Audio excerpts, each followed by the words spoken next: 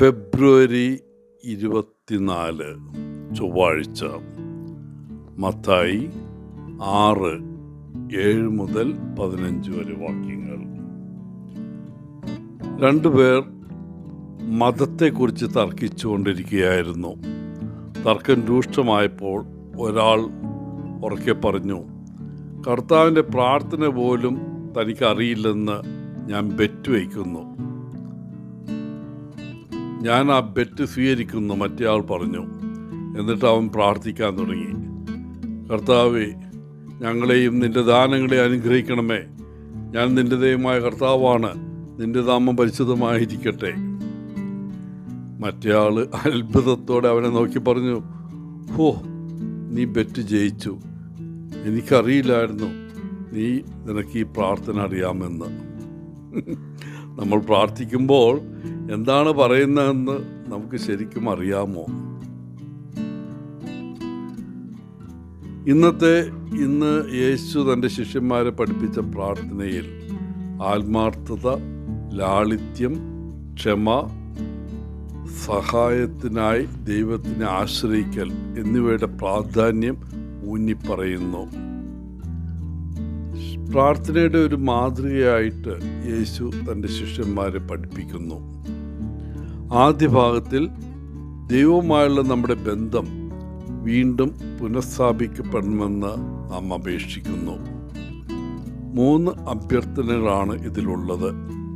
ദൈവത്തിൻ്റെ നാമം, അവിടുത്തെ രാജ്യം, അവിടുത്തെ ഇഷ്ടം.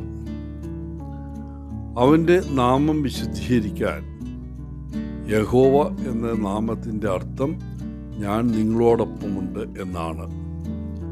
ദൈവത്തിൻ്റെ നാമം മാന്ത്രിക ശക്തിയോടെ അല്ല, വിശ്വാസത്തോടെ ഉപയോഗിക്കുമ്പോൾ അത് വിശുദ്ധീകരിക്കപ്പെടുന്നു. ദൈവരാജ്യത്തിൻ്റെ വരവ്, അത് എല്ലാ പ്രതീക്ഷകളുടെയും വാഗ്ദാനങ്ങളുടെയും പൂർത്തീകരണമാണ്. പൂർണ്ണമായ ജീവിതമാണത്. ദൈവഹിതം പൂർണ്ണമായി നിറവേറ്റപ്പെടുമ്പോൾ ദൈവരാജ്യം സംസ്ഥാപിതമാകും. അവൻ്റെ ഇഷ്ടം നിറവേറ്റുക. ദൈവത്തിൻ്റെ ഇഷ്ടം അവൻ്റെ നിയമത്തിൽ അധിഷ്ഠിതമാണ്.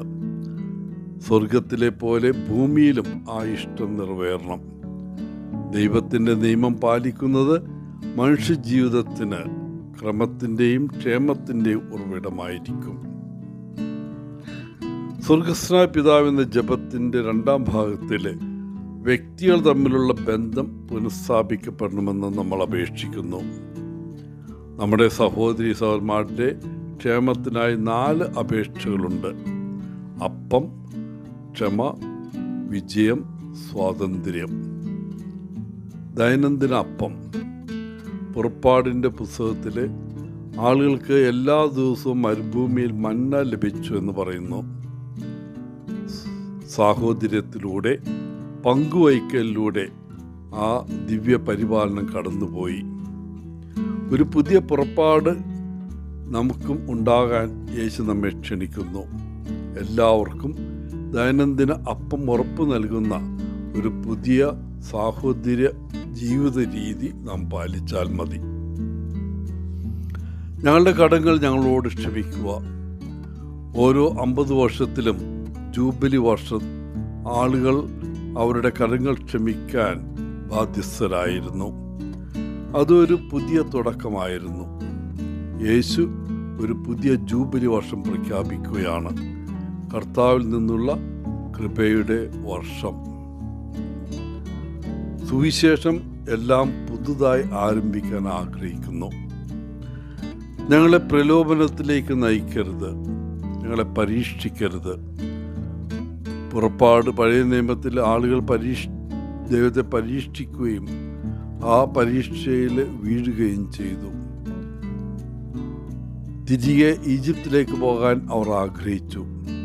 എന്നാൽ പുതിയ പുറപ്പാടിൽ ആളുകൾക്ക് ദൈവത്തിൽ നിന്ന് ലഭിക്കുന്ന ശക്തിയാൽ ഈ പ്രലോഭനങ്ങളെ മറികടക്കാൻ സാധിക്കും.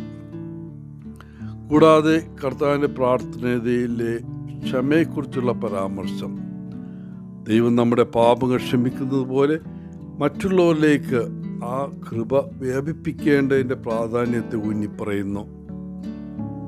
വിദ്വേഷങ്ങളും നീരസങ്ങളും ഒഴിവാക്കേണ്ടതിൻ്റെയും വിശ്വാസികൾക്കിടയിൽ അനുരഞ്ജനത്തിൻ്റെയും ഐക്യത്തിൻ്റെ ആത്മാവിനെ വളർത്തിയെടുക്കേണ്ടതിൻ്റെ ആവശ്യകതയെ ഇത് നമ്മെ ഓർമ്മിപ്പിക്കുന്നു.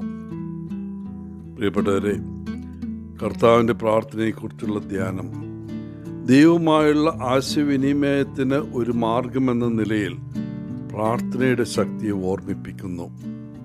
നമ്മുടെ ഹൃദയങ്ങളെ അവൻ്റെ ഇഷ്ടവുമായി സമന്വയിപ്പിക്കേണ്ടതിൻ്റെയും നമ്മുടെ ജീവിതത്തിൻ്റെ എല്ലാ മേഖലകളിലും അവൻ്റെ മാർഗനിർദ്ദേശവും ശക്തിയും തേടേണ്ടതിൻ്റെയും പ്രാധാന്യത്തെ ഇത് ഊന്നിപ്പറയുന്നു.